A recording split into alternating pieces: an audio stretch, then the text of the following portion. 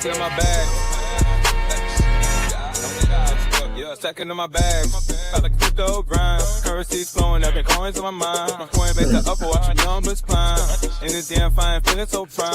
Hustling these protocols, phones in the van. Emptying out my radar, I can't understand. Jumping on the wave, watch me move the plan. Holding diamond hands in this crypto land. Got my eyes on the prize, making moves like a king. Every transaction here, cash registers ring. Ride a blockchain, we won't never be slow. In the world of finance, that's the profit. If you're holding real world assets, utility assets, you are a bank.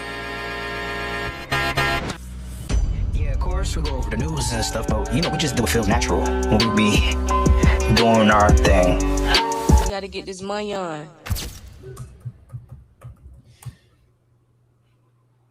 Yo, what it do? What's good, y'all? Here we go. Here we go. What's good, y'all? We back. What's good? We back with another one. What's good? At BlockNation Live be turning a bad day good. Hey, that's 100. Appreciate you, gang. Appreciate you for that. Appreciate it. For sure. No, hopefully, we can lighten the load for everybody. Make sure y'all hit that like button as y'all coming in. Make sure y'all run the likes up over there on TikTok. Make sure y'all hit the like button as y'all come in over here on YouTube. Hey, subscribe to the channel. If you've been catching the lives, if you've been in here more than 2-3 times, you need to be done subscribed by now. Because clearly you like what you saw. Make sure y'all subscribe to the channel. You know what I'm saying? Because I'm noticing we getting a good amount of people, good amount of viewers, but y'all gotta hit that subscribe button for us. That'll help the channel out a lot. So make sure y'all hit that subscribe button. We're gonna keep it going from here. You know what I'm saying? But yeah, we got some updates to go over. So D, because this was the first thing, one of the first things you saw. It's the first thing I saw when I was researching to see what else was going on today, and it looks like the one of the number one people I troll in Congress is retiring next year. I'm gonna get my little stream deck. I'm gonna get in the stream deck soon because that was a round of applause signal we needed to hear. That round of applause sound. So it looks like they're calling her crypto's closest ally, or however you say that damn word. That's what they call her. Yeah, I don't know why. But Senator Lummis is retiring next year, so we are gonna talk about that. Yes, sir. Get her Bitcoin maxi having ass up out of here. I don't trust her, y'all. I never did. I don't trust her. I'm sorry. So y'all. So we're gonna talk about that today. We got a couple articles to go over though, but Lummis retiring. We're gonna talk about what happened this week in stablecoins. We're gonna talk about that. We're gonna talk about Bitcoin a little bit. Bitcoin dances on the thin line as Japan and U.S. policies crash. We're gonna talk about Bybit exchange. We're gonna talk about this Clarity Act. Unlikely to be world shaking for Bitcoin's price. So I thought that was an interesting article. So yeah, we got a few things to discuss today, y'all. We got some Hedera. We're gonna talk about Hedera's amazing quiet year that they had. They definitely are undervalued in crypto. We're gonna talk about Hedera's 2025 recap. So y'all, we got a couple good little gems to go over today. They had a quiet year on the low, for real. Yeah, no, for sure. So yeah. Let me share my screen. We're gonna go ahead and get started. So that's actually how I'm gonna start off. Well, we'll start off with Lummis since she's retiring. Get her on up out of here, gang. Get her up out of here. She was trying to push all that Bitcoin stuff. We probably could have got the market. If she focused on getting the market structure passed, like she focused on a Bitcoin reserve, we would have got the market structure done by now. Possibly. Yeah. Too much focus on something we know ain't gonna be here long. Let me shut the fuck up. So let me too much focus on something that's just not as important in my opinion. It was other assets that we should have been advocating for a reserve, but Lummis got her part in the whole thing too. Yeah, so like someone said in the chat, she was just getting in position.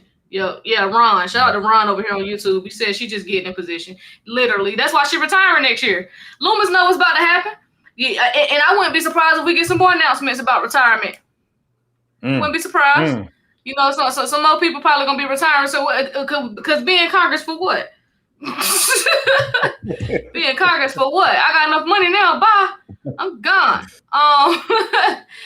So yeah, y'all, we're gonna get straight into it. So yeah, let's go ahead and talk about Lummis a little bit. Let me pull this article up so y'all can see everything.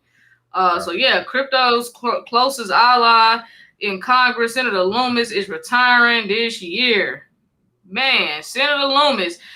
So let's talk about it. So Senator Cynthia Lummis, widely considered one of crypto's closest allies in Congress, has announced she will not seek re-election in 2026 and will leave the Senate at the end of her current term in January 2027.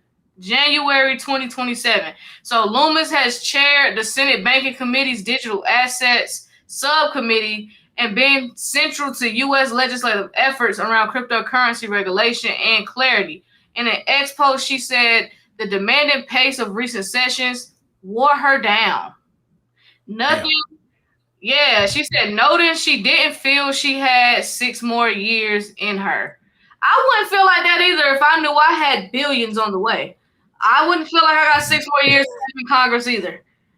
Yeah. If I knew I was about to come up that crazy, then yeah, I'll retire too. Yeah. I just can't muster up the energy to give a fuck.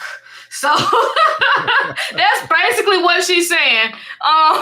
So I'll speak for you, Lummis. But yeah, her role in crypto policy. So Lummis has been a leading voice for digital asset legislation, including working on comprehensive crypto market structure bills that would clarify oversight roles for the SEC and CFTC. Now, I know we pushing the market structure bill, but y'all ain't gotta lie, because I saw her advocating more for a Bitcoin reserve than I saw her advocating for market structure bills. And that's a fact, because we used to get on here and talk about it. And she was advocating a lot for Bitcoin. It was a lot of Bitcoin reserve talk coming from her, way more. But so yeah, I don't know who is this about Jesse Hamilton. Yeah, please let's get it together, because that's the author of this article, or the journalist. Let's get it together, because that's not factual.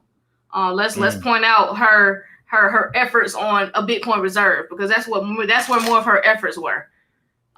If I'm lying, let me know. Right. Let me know and send me proof. Right. She's 71 years old. She need to retire. She's 71. Why do these people want to work this damn long? What is wrong with y'all? 71? I ain't gonna lie. I didn't think she was 71. I did not know she was 71. I don't know how old I thought she was. I didn't think she was that old though. 71 is crazy. Yeah, please retire. Jesus Christ, you need to retire now. She's 71. Lord have mercy. But I'm proud though. That's cool. She's 71 and she was hip to the whole crypto situation. To be that age and understand what's transpiring, that I will have to give her, you know what I'm saying? I have to give her some credit for that, because I didn't know she was that old. Well, she might have had Bitcoin over a decade ago though. So, you know. True. She might have had Bitcoin. Now that explains the Bitcoin. So now that explains the Bitcoin push. Got it. Okay. Yeah. Okay. So yeah, she was also advocating for frameworks like the Genius Act and broader regulatory clarity that reach floor votes. So her retirement comes at a critical time for crypto legislation in Congress, with market structure and stablecoin bills still navigating negotiation. So her departure adds uncertainty around the future of crypto regulation in the Senate. I don't know why. Is leadership lost? They're saying the Senate loses a key legislator with deep crypto policy knowledge and bipartisan relationships. No, someone else should just replace her. I don't know why this is a concern, but I'll keep reading it. And then market structure bill. So with her exit, momentum for some stalled or negotiation may slow or shift in direction. Well, she's still gonna be here. She got another year. She's not leaving until January 2027. The market structure should be passed way before January 2027. What are we talking about? Yeah. Who is this journalist? This is a terrible article. This is horrible. Gang. Jesse, do better, gang. I'm sorry. I'm gonna have to give you an F. If I had to give you a letter grade, it would be an F, because you already fucked up right here. Because he fucked up her role in crypto policy. You didn't even bring up the Bitcoin reserve stuff. That's really what she was pushing the most. And then and then we're talking about leadership loss. Like, you know how many young people are hip to crypto? Like, she's just gonna get replaced by somebody else. What are we talking about? Right. And then about the market structure bill risk. This is not a risk to market structure. It's gonna be passed before she retires. What? Oh yeah. No, that's a fact. That's a fact. Yeah, and then it says opportunity for new champions. So at the same time, this creates room for new voices. Exactly. Potentially from both parties to shape digital asset policy going forward. So bottom line here is Senator Lummis' decision to step away from the Senate marks a significant transition point for U.S. crypto policy. So her leadership helped advance regulatory frameworks and gave the industry a reliable advocate on Capitol Hill. With her retirement coming before the next election, the next election cycle, crypto stakeholders will be watching closely for who steps up next and how critical bills advance in 2026 and beyond. So it just sounds to me like if y'all are that concerned, if it's that much of a concern, then we need to get everything done before she leaves, and she is pro crypto. You know what I'm saying? Even though she's more pro Bitcoin, but it sounds like we just need to get a lot of shit done next year. She hip to the game. She hip to the game. And you know, we going into this shit with a lot of momentum, like we was talking about earlier. So, you know, I mean, but like I said, bro, she's 71 years old. She need to get up out of here, fam. Like I say that to Trump too. He need to get up out of here too. You know what I'm saying? Yeah, literally was me and my mom was talking about that yesterday because I was explaining to her how Joe Biden should have never even ran for president because he knew he was too old, and he knew he was too old, and he knew his health was declining. Trump should have never ran either because his health is declining also, and he's also too old. So I don't know why we keep having these old ass people run for president. And my thing is, you know, they do ageism for all these other jobs that regular people get. Why can't we do ageism in the political game? Why can't we do ageism in that game either? You know what I'm saying? They do ageism everywhere else. You know what I'm saying? Like, and it's wrong. It's wrong. They shouldn't do it. But at the same time, they do it. So they need to do it here too. Because some of these people, they don't be knowing what they're doing, fam. They really don't. Yeah. They really don't. But that's a fact. You know, that's a fact. That's a whole nother conversation. That's a whole nother conversation. It is. Somebody said Trump has to usher in a new system. Oh, yeah, no, for sure. I get that part of it. But just, you know, we were just talking about ages. Like, I know why Trump the president the same way why Biden was. Right. I was just talking about the whole age situation. We need some rules. So we got Bybit. So Bybit Exchange re-enters UK after 2-year hiatus. So let's talk about it. So Bybit expands its reach to UK users. So let's what Bybit got going on? So Bybit trying to get back into good graces over there. So Bybit, which is a crypto trading company, is coming back to the UK after being away for 2 years.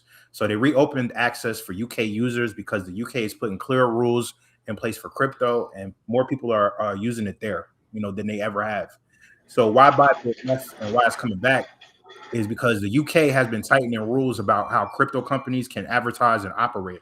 And then Bybit is now returning because it can follow the UK's rules better this time using a setup that meets the UK's regulatory standards.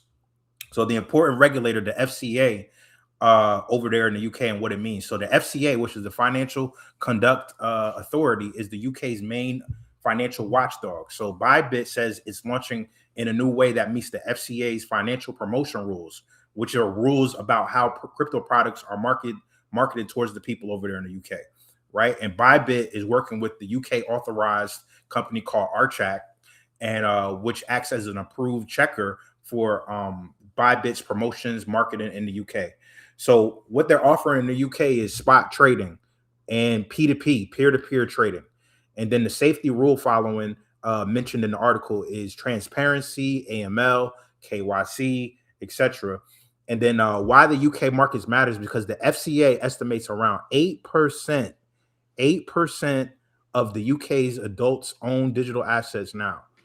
So that's a lot of potential customers, and those customers want platforms that feel, you know, reliable. So in the bigger picture of everything, the UK Treasury is working on a broader crypto regulation and plans to introduce more rules by 2027. And the article also claims that the UK is speeding this partially due to the US is moving in a more pro-crypto direction. So I guess they should have been here, but I guess they're saying by 2027 they're gonna have everything in place. So that gives them an entire calendar year to get their shit together. So Bybit is like, all right, we coming back and we want to make sure, because they know how many users are gonna start getting into crypto. That's why they're coming back to the UK. They know how many people just get into crypto. They ain't slick, fam. So, but yeah, no, for sure. That was the main point of this article, with Bybit and everything. Okay. So let's I want to talk about this is interesting. What should I start off with? Let's talk about Japan. So let's talk about Japan, because Japan rate hike ends the free money era and puts Bitcoin on notice. But I want to start off with that one, because then I'm gonna follow up with how the Clarity Act is unlikely to be world shaking for Bitcoin's price. So so let's talk about it real quick. The Japan, was this your article? Oh, this was me? D, you on mute. Oh shit. Can you hear me? Yeah, this was me? Oh yeah. Was this your article? No, that was me. That was me. That was you? Okay. That was me. Yeah. Yeah, hold up. Because you had a Japan article too? No, that's yours. Okay, I'm about to say I ain't remember put that in there. Okay. Yeah, that was mine. So basically what happened was, because everybody was talking about, Japan and how everything was gonna be basically what was gonna happen today.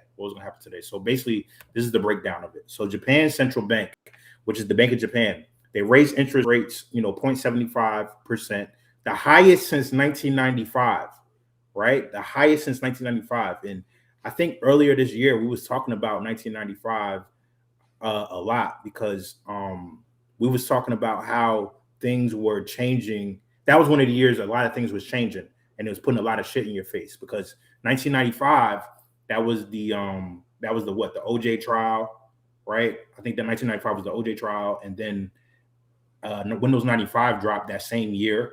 So you already know what happened with Microsoft. And then, in the subsequent years, the internet took off. So this is the highest. So we may be seeing like a pattern here. So this is the highest since 1995. So for a long time, Japan had super low rates, which made borrowing money cheap. So basically a free money vibe for global investors all over, right? And then Bitcoin didn't instantly crash. It didn't crash, but the article says that, this could stress the system that funds risky assets. So why Japan matters with crypto is because a lot of big traders do something called yen carry trade. So they borrow the yen because the rates were very low, and then they convert it to dollars or no other currencies. And then they use that money to buy higher return stuff like crypto, stocks, often with leverage. So when Japan raises rates, borrowing the yen becomes less cheap. So the trade becomes less attractive, right? And then it's going to be a trickle-down effect. So the big risk described for 2026. So the article mentions that the real danger isn't just one rate hike, it's a combo situation. So Japan keeps raising the rates, and then the United States Fed starts cutting the rates. That would shrink the gap between the United States and Japan rates, which can mess up the carry trade, like we always talk about, and reduce the global extra money flowing into risky assets, right? And then hedging the cost squeeze. So big Japanese institutions buy United States assets like the U.S. Treasury bonds, but they often hedge currency risk. So when the U.S. rates got high, the cost to hedge currency risk got really expensive. So expensive that it could erase the profit. So expensive that it could erase the profit. So now that Japan's own bonds pay more, so these institutions may decide why bother buying U.S. stuff and paying huge hedging costs, or let's keep the money in Japan instead. This means that less money is heading to global markets, fam. This means that less money is heading to global markets, which can reduce demand for stocks and crypto. So sign traders might already be getting cautious, is that Coinbase is used more by big U.S. investors because they got the Coinbase premium gap. And when the premium turns negative, it means that the U.S. investors are selling more or buying less compared to the offshore traders. It says when the premium went to around negative $57, the article interprets the U.S. investors de-risking and playing it safe. So how could this cause a market crash? Hypothetically, how can this cause a market crash? So number one, borrowing gets less free. If the yen carry trade gets weaker, traders have less cheap borrowed money to pour into the crypto. And then number two, the carry trades unwind, so people reverse the trade. So to unwind, traders must have to sell risky assets like cryptocurrency, like stocks on the stock market, buy back the yen, and pay back the loans. That selling can push prices down quickly. So falling prices trigger liquidations. In crypto, lots of people use leverage. Of course, if the price drops, exchanges can force close positions and liquidate. And then liquidations create more selling, which can cause a fast drop. And then number four, the liquidity drives up. So the liquidity is how easy to buy and sell without moving price. So if big buyers step back, even if normal selling can cause bigger drops than usual. And then five, the panic spreads, becoming self-feeding. So when prices fall, more people will sell out of fear, more leverage gets wiped out, and the drop accelerates. So and then it also talks about the counterpoint, why it might not crash. Some people like Arthur Hayes, who we talk about, sometimes, thinks that Japan still has negative real rates, meaning that inflation is higher than the rates, which could still push people to look for hard assets like Bitcoin long term. Also, Bitcoin staying above the $84,000 intraday in the story, so it's not automatically collapsing, not just yet anyway. So that was a breakdown of what's going on in Japan. Okay. I see. Yeah, Japan, whatever's getting ready to happen there is an inevitable game. That reverse carry, so it's inevitable. Yeah. Yeah, it is. It is. So I got this other article regarding Bitcoin as well. Talking basically, this article is explaining how it's unlikely to be world shaking for Bitcoin's price. The Clarity Act. So yeah. Oh shit! Damn, who's saying this? I found this article on it's on Cointelegraph. So let's get into this. So Peter Branded, I think I'm saying his name right. Branded is Brant. Peter Brant. Yeah. Peter Brant. His take on Bitcoin and the Clarity Act. So the Clarity Act. So let me just skip to Grant because y'all know what the Clarity Act is. Yeah. Hold on. Amir, stop jumping. This nigga act like a kid, bro. So Brant still sees potential downside first. So he's a veteran trader, Peter Brant is. So he has been cautious on Bitcoin's near-term price action, warning that BTC could slip significantly, with some analysts noting a potential drop toward the $60,000 area in 2026 if bearish conditions persist. So this reflects a more technical market structure-based stance rather than a fundamentals-only view. So Brant's broader view often combines cycles plus technical patterns. So Brant's past commentary has emphasized macro price structure over time. So for example, he has noted long-term Bitcoin patterns where bearish and bullish phases are connected to historical trading channels and market psychology. Also, other commentators have interpreted his longer-term views as forecasting major breakouts once market structure shifts. So what this means in context, so the Clarity Act is widely seen as a positive for institutional legitimacy, which over the long haul tends to support upward pressure on price. But in short-term technical analysis like Brandt's are cautious. They may expect pullbacks or consolidations before a significant uptrend resumes. So this aligns with broader market data showing mixed price signals today. So Bitcoin still has strong accumulation things, but also risk from macro drawdowns and well selling activity. So bottom line is regulatory clarity does not automatically equal a price pump, according to Peter Brant. Now, I agree with him if he's just looking at it from a Bitcoin perspective. but I disagree for the overall crypto market.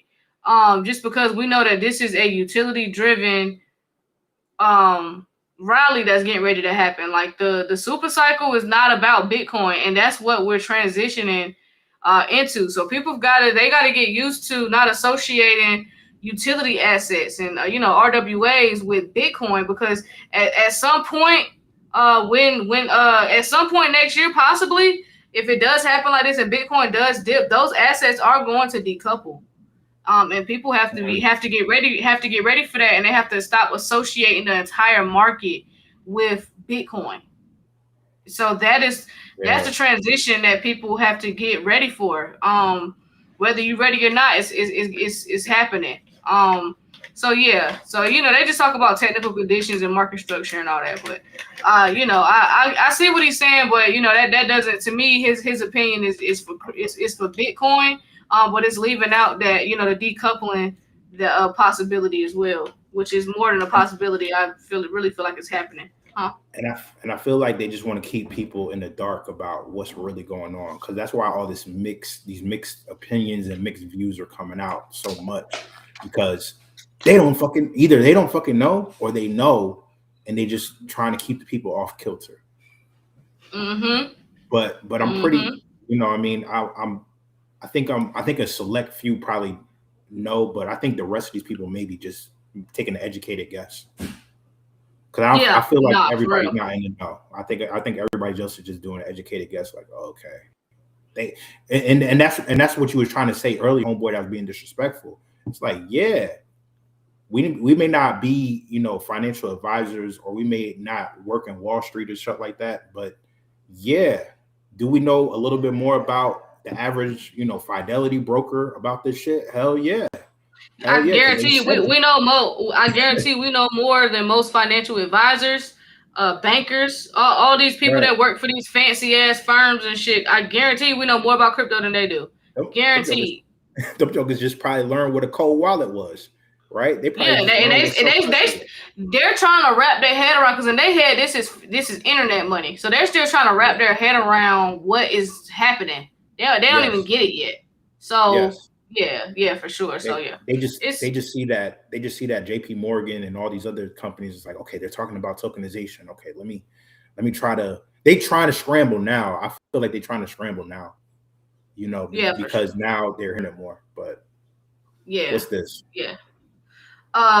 Coinbase. So Coinbase says Trump's big beautiful bill could push gamblers into arms of prediction markets. Yeah, that's about to be more of a thing. Like everybody about to be betting, like for real. It's about to be betting on everything. So so Coinbase says Trump's big beautiful bill could drive gamblers to prediction markets. So Coinbase analysts are flagging an unintended consequence of parts of the recent One Big Beautiful bill, specifically provisions affecting gambling tax treatment.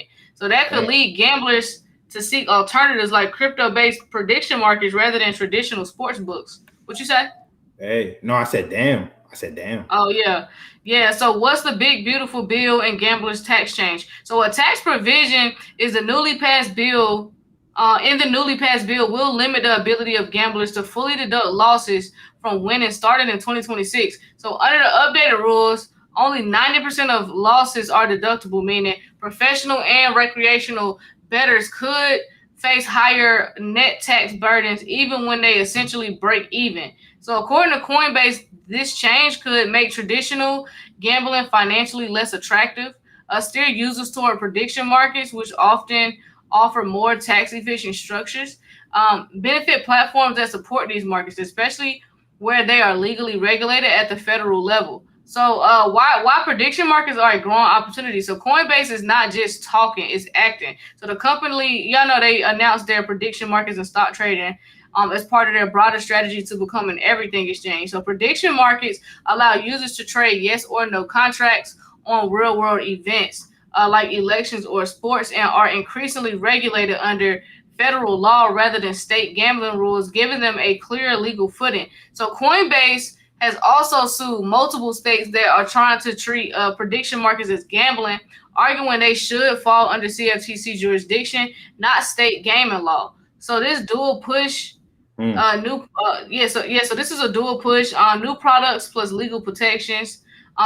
This positions Coinbase to capture market share if users shift away from traditional gambling due to tax and regulatory changes.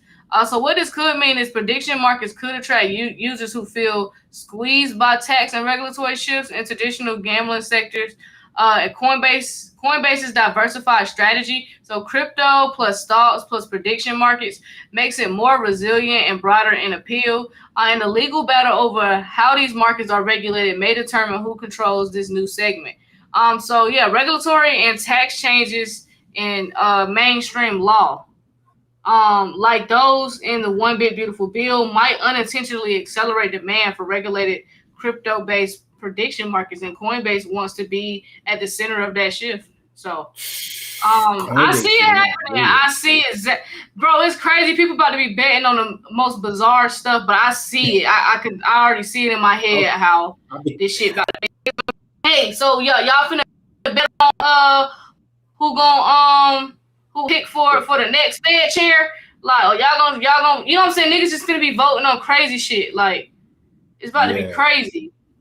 Nah, it's gonna get wild because like we were saying a couple of years ago, like a lot of this shit is gonna dictate a lot of shit because people are gonna be like, oh, the overall consensus is that 60% of people say that this is gonna happen.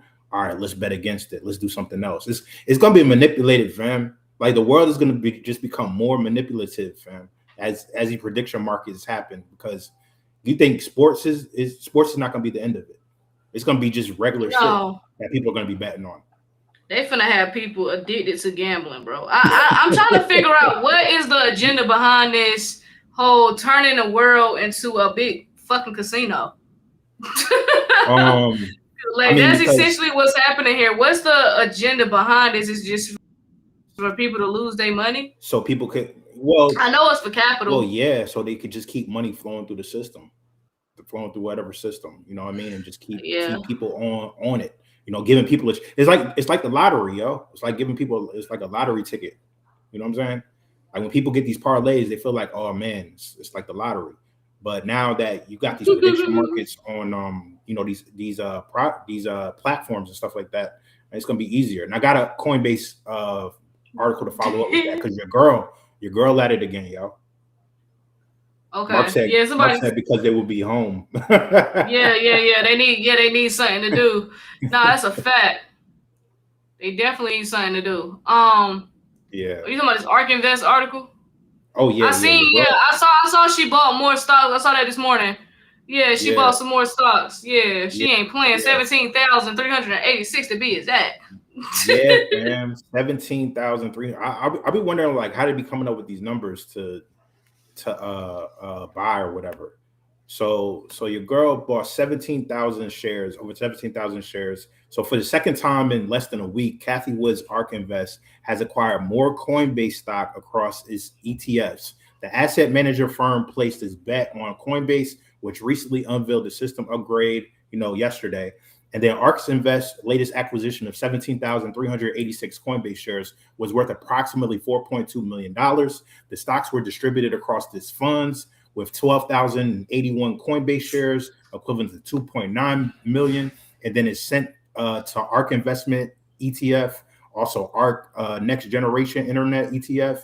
And then, it was just across all her different ETFs. And then on the 15th, Ark bought $60 million worth of crypto stock with the major investment in Coinbase, Circle, and Bullish. So precisely, it acquires 64,946,000 coin shares with approximately investment of $16.3 million. So she has $16 million in Coinbase shares right now, fam, all together. And then because back in July, when it carried out this routine of rebalancing of its financial portfolio, Ark Invest offloaded some of those shares, right? So the firm sold approximately $12.1 million from Ark and Ark W. So she knows something. If she buying 17,000 shares right now, she knows something. She knows something. Hey, that's who y'all need to. Y'all need to be paying attention to Cathie Wood's game. Yep. I ain't saying, you know what I'm saying? I don't know nothing, but I would be paying attention to Kathy Woods, gang, because she been making hella moves, and she's a really good investor. Yeah. So yeah, Coinbase is not losing, fam. They're not losing. They coming for the crown. They're coming for the crown. They're gonna be the biggest exchange in the world, probably. For sure. So this week in stablecoin, so it went in the back office, not the app store. So let's talk about it. So stablecoins are winning behind the scenes. According to payments, the story of stablecoins in 2025 isn't flashy consumer apps or retail wallets. It's institutional adoption and back office infrastructure. In other words, stablecoins are not just a retail crypto trend. They're becoming core plumbing for how big finance moves money. So then it talks about institutional and enterprise adoption took the lead. So 2025 was the year stablecoins left consumer hype behind and found real utility in back-end settlement systems, cross-border treasury flows, banking and financial institution payment rails, programmable infrastructure for enterprise use. Rather than capturing users' wallets, stablecoins are being embedded into the financial infrastructure that banks, fintechs, and payment processors rely on. So enterprises and AI are key users. So stablecoins aren't just being used for simple transfers; they are gaining traction in corporate liquidity management, automated payment systems, AI-driven financial operations. So this means companies and platforms are valuing stablecoins as a programmable settlement layer and not just a new payment button in an app. So this matters because the shift from consumer app use cases to institutional infrastructure signals a mature phase of stablecoin adoption. So it's reducing settlement costs and delays, it's integrating with traditional back office systems, it's driving real economic activity and not speculation. So this theme matches broader trends we've seen where stablecoins are finding real world utility in financial plumbing, from clearing capital efficiency to project financing. So bottom line here is that stablecoins are no longer just a retail crypto trend. They are steadily becoming institutional rails, powering real financial workflows and settlement systems. So I just wanted to point that out. Just because 2025, all price talk aside, if you can just put that to the side for a second, which you should. 2025 was a very progressive year. A lot happened in 2025. The stablecoin bill got passed. I mean, we're gonna do a 2025 recap before the year is over, so that way you guys could see that we did make a lot of progress this year. Was I expecting a little bit more price appreciation this year? Absolutely. But the price appreciation I feel like I was expecting in 2025, I expect to see in 2026. But I didn't realize, with me still, we're all grown, we're all still learning how much has to happen before they can just flip into this new system. I didn't realize how many roadblocks they had put up for crypto. Because with me being on more the positive side of it, I wasn't seeing like how many roadblocks and how much they was really the last administration. And I'm not just saying this because I hate Joe Biden and I hate Democrats way more than I hate any other political party. I hate all of them, but I hate Democrats the most. I'm not just saying it because of that, but I'm saying it because they really literally blocked a lot of stuff in crypto and it blocked a lot of progress. And so we're gonna do a recap for 2025 for crypto because it's necessary. It's 1000% necessary. So y'all can see all the progress that was made, and then how much momentum we have going into 2026, and why you still need to remain positive, and why you still need to be looking forward to what's to come and not give up. And you know what I'm saying, and just keep your spirits uplifted, because I know it's taking a while, but again, we're talking about a transition and something in history that has never happened before. And we're switching over to blockchain technology, and that transition was not going to be simple at all. So this was a very complex situation here, and we just happened to have found out about it. We were never wrong. We were just always early.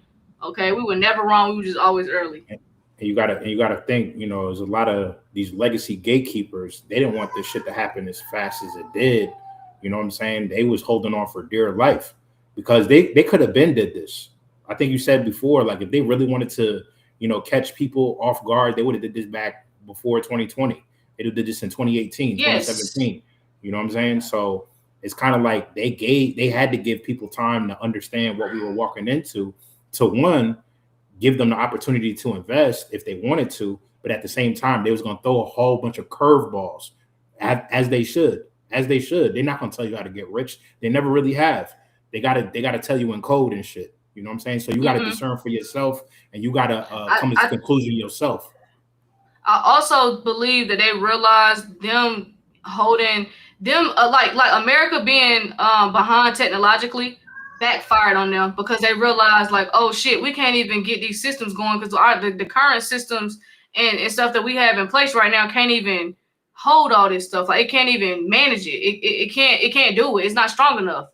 And so I think they realized like, oh shit, we kind of fucked up. You know, we didn't want them to get too smart, but now that we need to do this to get these payment rails, we don't even have the systems to do it. We don't even have the systems in place to do it.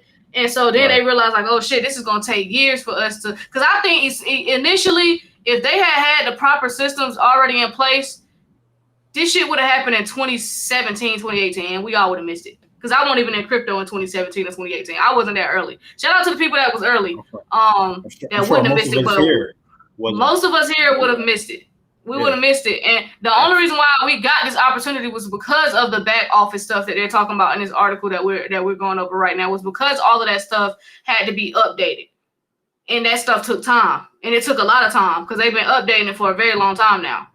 And so that, you know, but yeah, we're gonna do a recap because everything is coming a long way. I low key want to do a 5-year recap from 2020 to now, just so y'all can see all the progress that crypto has made, so that you could see you was never wrong, still not wrong. You were just very early and you beat the institutions, and so we watched the whole development. We watched everything play out. So yeah, man, stablecoins, man, they had stablecoins had a big year this year, and they're gonna keep going from here. Don't listen to JP Morgan, because I know they said that they ain't gonna see $1 trillion. They talking about 500 or 600 billion by 2028. Yeah. These motherfuckers love lying. They love to lie. So yeah. I had one more article, I believe. Hedera, yes. Speaking of recaps, Hedera, yes. We got to go over this Hedera recap. Man, this was talk about a quiet beast. This one right here is like the silent assassin game. Like Hedera had a huge year, guys. Like, don't get me wrong, we was following it, but I didn't realize how big of a year Hedera really truly had. Like, people are really sleeping on that hash pack. Please don't sleep on H-bar.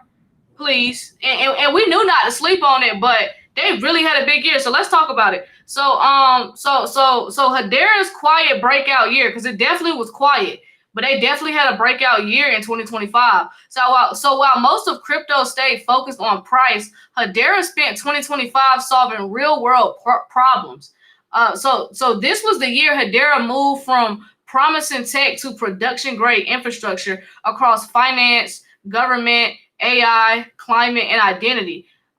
So governance finally got clean. So Hedera fixed something most networks ignore, and that was organizational clarity. So the HBAR Foundation, which is Hedera's foundation, which is ecosystem plus grants, and then their governing council, which is Hedera Council.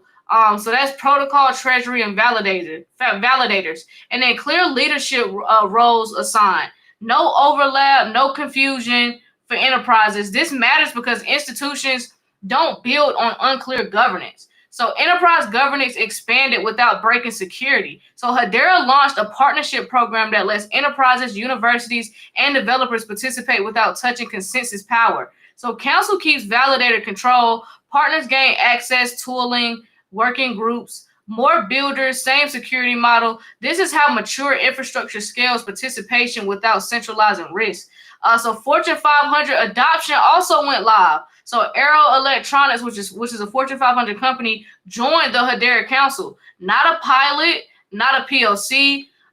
They're using Hedera for supply chain traceability, inventory tracking, compliance automation. So this is industrial infrastructure, not crypto theater.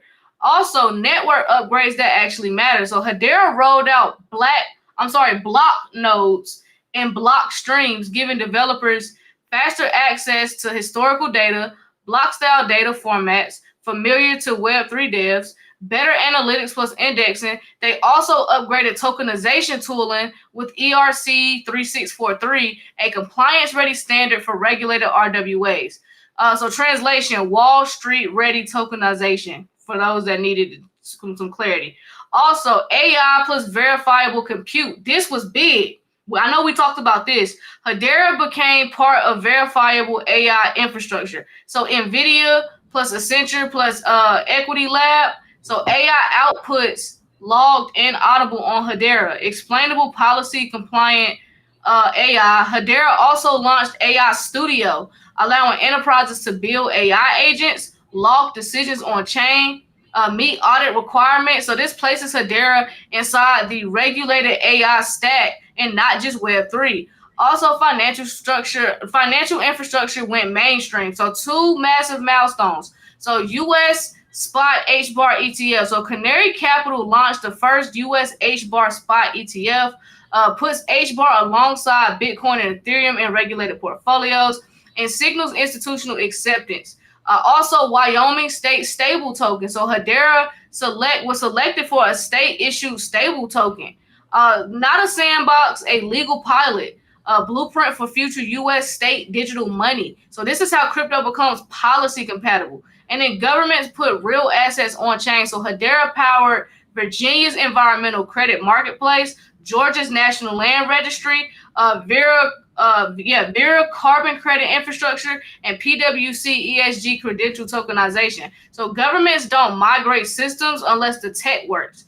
Also, identity finally got real. So Hedera released ID Trust, which is self-sovereign identity, on-chain verification via HCS, used for credentials, licenses, access control. So this is foundational for finance, healthcare, education, and public records. So the takeaway is 2025 wasn't about hype for Hedera. It was about governance clarity, enterprise confidence, public sector adoption, regulated finance, AI accountability, real infrastructure. So Hedera didn't choose narratives. It positioned itself inside the systems that matter. So as we head into 2026, this is no longer an experimental network. It's an operational infrastructure. So yeah, we're going to keep tracking what Wall Street and governments are quietly building, and not what retail is shouting about. So we're going to continue to do that going into 2026. But Hedera had a very big 2025. Again, very big 2025. A very quiet, but breakout year. They had a breakout year. Yeah, that shit. Everything that you was naming, I was like, damn, they did that shit in the cut. And it's kind of like quietly. Like you was talking about it, I was just like, yeah, I do remember going over some of this stuff, but it was just like, you know, they didn't have like the sexy headline. You know, they didn't have like the sexiest headlines, but we know what HBAR can do. We know what Hedera is. We know what they're going to be responsible for in the near future. And yes, I'll tell you what, they in Kirk top 3. Kirk top 3 is XRP, XLM, and HBAR. Yeah, HBAR, yep. He did say that. He did say that. Yep.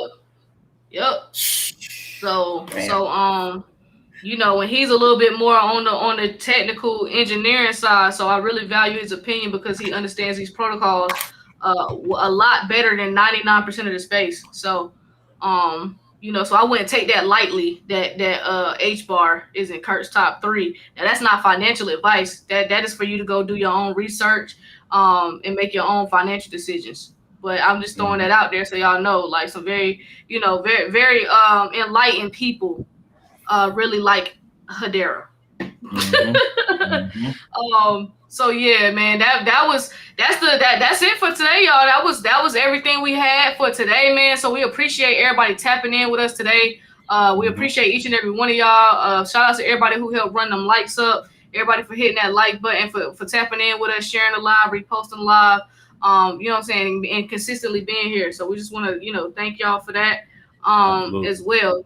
Absolutely. So but yeah, y'all don't forget we got a raffle going on. So make sure y'all tap in on that raffle to give yourself an opportunity to get into that our new Patreon community on our new Patreon community for sure. So it's a lifetime the winners get a lifetime membership. I couldn't think of the word. I'm sorry. They get a lifetime membership. So yeah, we'll be picking 5 winners.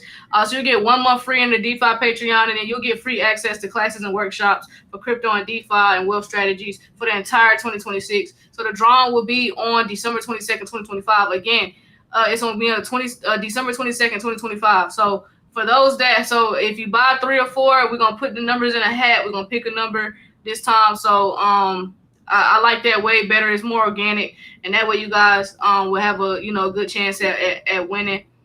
So yeah, definitely make sure y'all tap into that. So the drawing for that is gonna be on the 22nd.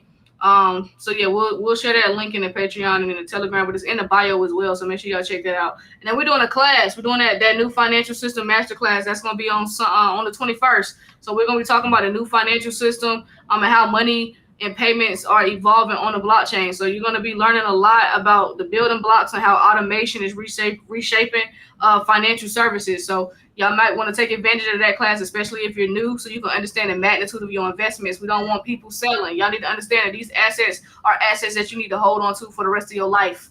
You know what I'm saying? That's why you need to learn about DeFi, learn about borrowing against your assets. You know what I'm saying? Wealth management is very, very key, but you need to understand what you're holding before you can even get to that point. So that class is going to be on December 21st at 6 p.m. So make sure y'all tap in on that class. It will be recorded. We got some nice clips from Kurt that he sent over that he wanted to share with you all. So yeah, make sure y'all tap into that class as well. So yeah, man, that's gonna be a big class. This is one of the more important classes that we've done. I feel like every class we do is important, but yeah, this one's definitely just as important. So make sure y'all tap in with that. But other than that, man, we appreciate y'all being here. If some news or something dropped this weekend, we got y'all. If not, we'll see y'all on Monday. But other than that, we appreciate y'all tapping in, gangy. Oh, we got some other channels on the way, so make sure y'all tap in because we getting ready to go do our sports channel. Because y'all know me and D like sports. We should do a music channel too because D is very passionate about music. Because the music industry, we need some real opinions out here from people that are listeners. Because I'm not an artist. D is more on the DJ side, but I'm not an artist. I'm not a DJ or none of that. I like making my own little playlist because I got my own little vibe, but that's as far as I go. So I think, you know what I'm saying? So we're going to be talking about sports, might get into some music, but so yeah, make sure y'all tap in on those channels. We're going to start them channels, you know what I'm saying? We're going to start the sports channel next week for sure. So make sure y'all tap in. Make sure y'all tap in. Yeah, we got a lot coming. We got a lot more to talk about. You know, crypto's great. We're going to talk about that. We got to get this money on. But, you know, there's other shit going on too. A whole lot of shit. We love crypto, but we got lives outside of this shit. But we are very passionate about this space. Don't get it fucked up. Like yeah. So are we here? But we like to kick back. Yeah. You know what I'm saying? Yeah. We gotta branch out. You know what I'm saying? Into other avenues because there's other things that we want to discuss. Because sometimes we get on here and we get off topic because we want to talk about other shit. So we realize we need to make more channels. So yeah, that's what we're gonna do. But so yeah, y'all make sure y'all tap in. Other than that, man, see y'all in that Patreon. Make sure y'all tap in over there. Make sure y'all get in that DeFi Patreon for those that want to learn DeFi. Check out the link tree. Everything is over there. Hopefully we'll see a lot of y'all in that class this weekend. And yeah, make sure y'all get in that raffle so y'all can get in the at least get in a community Patreon for free for life. For sure. So other than that, y'all, appreciate y'all. Oh, Jake Paul gets slept tonight. I said Jake Paul gets slept tonight. We about to see. Yeah. Nah, I doubt it. Yeah, we'll see. See why we need a sports channel? That ain't got nothing to do with crypto. See what I'm talking about? Yeah. We'll go over that on Monday. We're going over that on Monday. Yeah, we're gonna talk about it. Yeah, we're gonna have to. Oh man, we're gonna have to recap that fight. Oh shit. Yeah. I have to be ready for that. Okay. But yeah, y'all. All right. We appreciate y'all. We'll see y'all next time we got some news.